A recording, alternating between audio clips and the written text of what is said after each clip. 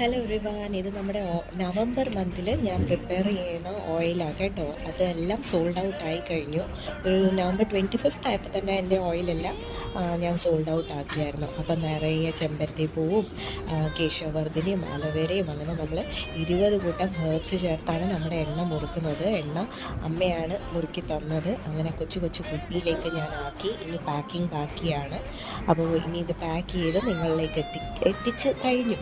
ഞാൻ പക്ഷേ പോസ്റ്റ് ചെയ്യാനായിട്ട് ഒത്തിരി ഡിലേ ആയിപ്പോയി വീഡിയോ.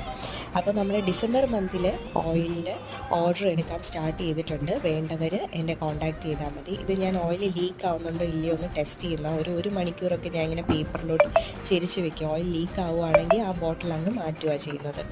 ഇതൊക്കെ നമുക്ക് കൊറിയർ അയക്കാനുള്ള ഓയിലാണ്. ഈ നവംബർ മന്തിൽ എനിക്ക് ഒത്തിരി കൊറിയർ വന്നായിരുന്നു. അപ്പോൾ അത് നമ്മൾ ആൾക്കാരിലേക്ക് എത്തിച്ചിട്ടുണ്ട്. അപ്പോൾ എല്ലാവരും സപ്പോർട്ടിന് താങ്ക് യു.